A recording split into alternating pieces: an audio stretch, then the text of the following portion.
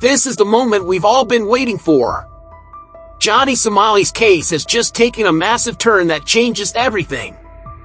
After months of wondering if South Korea would actually take action, we finally have our answer, and it's not looking good for Johnny. I've been following this case from day one, and what I'm about to reveal shows that South Korea has officially said, enough is enough. There's one piece of evidence that's so damning, it's practically guaranteed to send Johnny to prison, and he recorded it himself. But before I reveal what that evidence is, you need to understand exactly how we got to this critical turning point. A big breaking news is coming in. Johnny Somali's case is now shifting from police investigation to the prosecutor's investigation. Yes, you heard that right. This news is huge because until now people were saying that South Korea wasn't taking Johnny Somali seriously. But in the past few days, Johnny Somali's case has gotten heated. And it's now clear that South Korea is actually taking this situation very seriously. Here's something that will shock you. Johnny Somali's case has just moved from police investigation to prosecutor investigation. And if you understand the Korean legal system, you know this is absolutely devastating news for Johnny. Let me explain why this matters so much. In South Korea, there are distinct stages in criminal proceedings. Stage 1 is the initial complaint. Stage 2 is police investigation. Stage 3 is prosecutor investigation. And here's the kicker. Cases rarely get dropped once they reach stage 3. The prosecutors are like legal bloodhounds. They don't just investigate, they hunt. According to Legal Mindset, who's been tracking this case meticulously, the authorities aren't dragging their feet this time. They're moving aggressively and quickly. Think about this for a moment. Korean legal proceedings are notoriously slow. The fact that they're fast-tracking Johnny's case tells you everything you need to know about how seriously they're taking this. But here's where it gets really interesting. The police have already gone through all the evidence carefully, and they believe it's very, very good for the prosecution.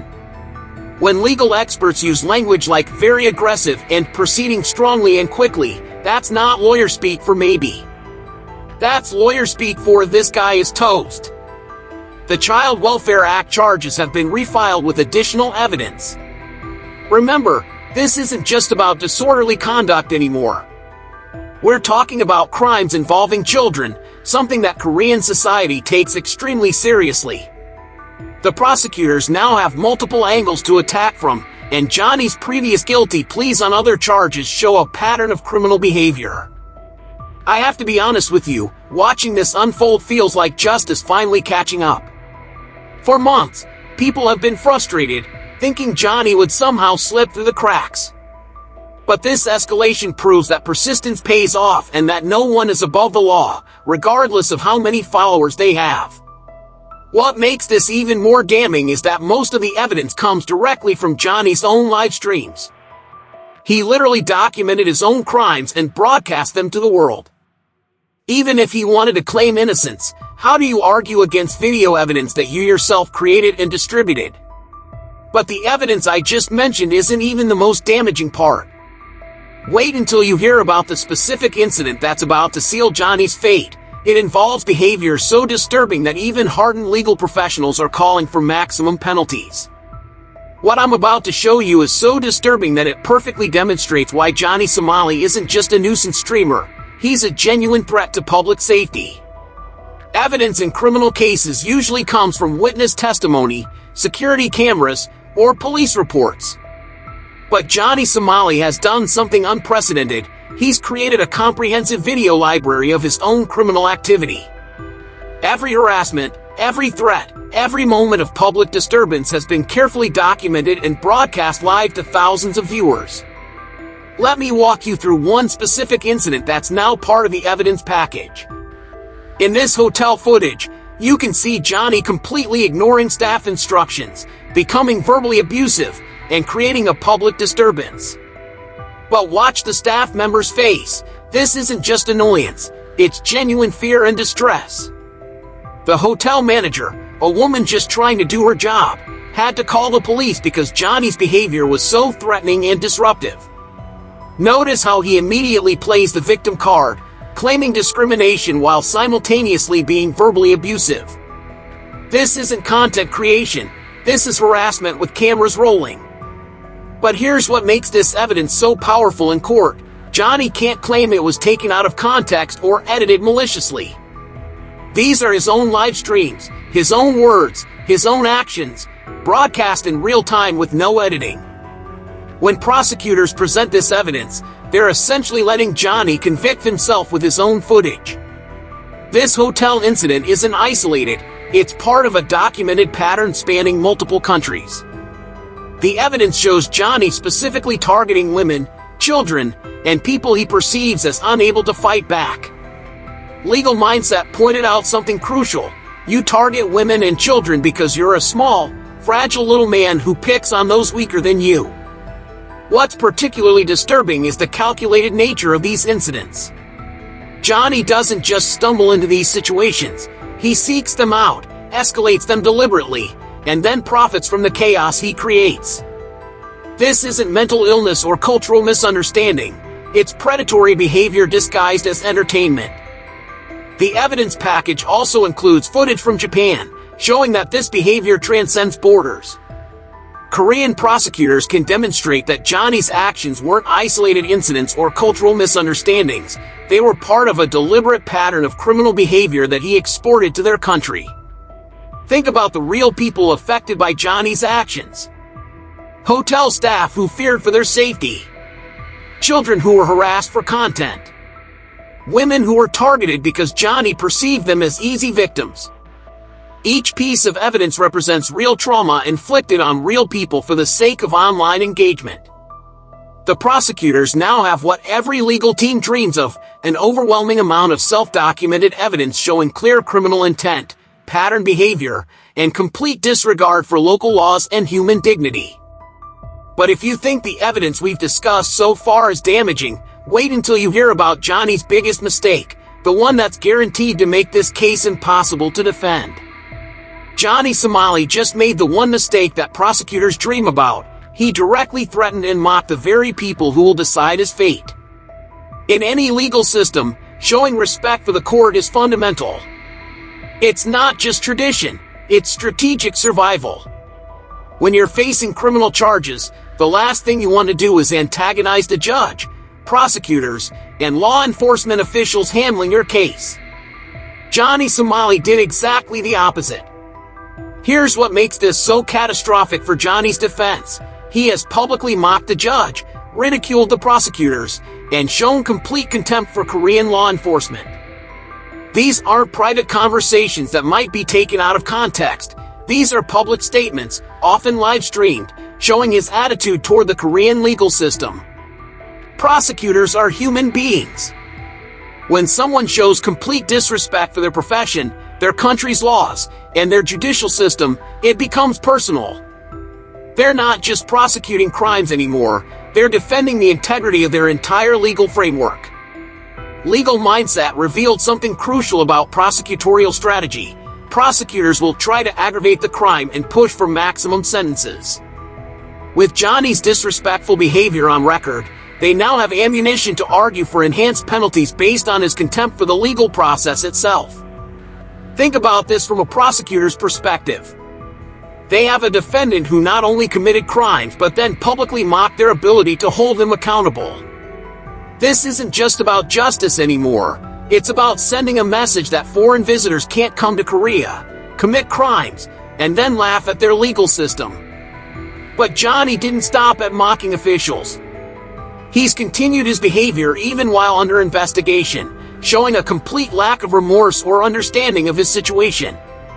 This demonstrates to prosecutors that he's not just a one-time offender who made mistakes. He's someone who fundamentally doesn't respect Korean law or society. The prosecution team is now compiling every instance of Johnny's disrespectful behavior toward Korean authorities. Every mocking comment, every dismissive gesture, every moment where he showed contempt for their legal system is being documented as evidence of his character and attitude. Here's something most people don't understand about prosecution strategy. They're not just trying to prove guilt, they're trying to make the defendant as unsympathetic as possible. Johnny has handed them everything they need to paint him as an arrogant foreign criminal who came to Korea specifically to cause chaos and then laughed at their attempts to maintain order. This case has become bigger than just Johnny Somali. Korean prosecutors are aware that the international community is watching how they handle foreign troublemakers. A weak response would invite more people like Johnny to test Korean hospitality and legal boundaries. By mocking the very people who hold his freedom in their hands, Johnny has transformed what might have been a manageable legal situation into a personal crusade for Korean prosecutors to demonstrate that their legal system cannot be disrespected with impunity. But Johnny's legal troubles are just the beginning. What I'm about to reveal shows that his actions have created consequences that extend far beyond any prison sentence, and these consequences might follow him for the rest of his life. Let me bring this all together for you, because what we're witnessing isn't just the downfall of one problematic streamer, it's a landmark case that will define how countries handle digital age criminals who think cameras make them untouchable. We've seen how Johnny's case escalated from police investigation to prosecutor investigation, proving that South Korea is taking this seriously. We've examined the overwhelming evidence he created against himself through his own live streams. And we've analyzed how his disrespectful behavior toward Korean authorities has transformed this from a simple criminal case into a matter of national judicial integrity. This case represents something much larger than Johnny Somali. It's about whether countries will allow foreign visitors to exploit their hospitality, commit crimes for content, and then mock their legal systems. Korea's response will send a message to every would-be copycat around the world. I know many of you have been frustrated watching Johnny seemingly escape consequences for months. You've seen the victims he's harassed, the chaos he's created, and the disrespect he's shown to entire cultures. This prosecution represents justice finally catching up to someone who thought he was above the law. But here's what concerns me: even if Johnny faces maximum penalties, what happens when he's eventually released? His behavior shows a pattern of escalation, not remorse. Legal Mindset was right when he said Johnny targets those he perceives as weaker. That's predatory behavior that doesn't typically improve with age or punishment. This is why it's crucial that we continue following this case and supporting the victims who've come forward. Johnny Somali isn't just one bad actor. He's part of a growing trend of content creators who believe that filming their crime somehow legitimizes them or makes them untouchable. The prosecution investigation will take time, and the trial process could extend for months. But unlike previous cases where Johnny seemed to slip through legal loopholes, this time the evidence is overwhelming, the prosecutors are motivated, and the international attention ensures that any attempt to minimize his crimes will be scrutinized globally. Johnny Somali's biggest mistake wasn't just committing crimes, it was believing that his camera and his audience made him immune to consequences. He documented his own criminal behavior, disrespected the legal system trying to hold him accountable, and showed complete contempt for the people and culture he victimized. What do you think will happen next? Will Johnny finally face the maximum penalties his behavior deserves, or will he somehow find another way to escape justice? More importantly, how do you think countries should handle content creators who commit crimes for views? Share your thoughts in the comments below. I read every single one and want to hear your perspective on this landmark case. I'll be following every development in this case and bringing you updates as they happen. Make sure you're subscribed with notifications on, because when Johnny's trial date is announced, you'll want to know immediately. This story is far from over, and the final chapter might be the most shocking yet.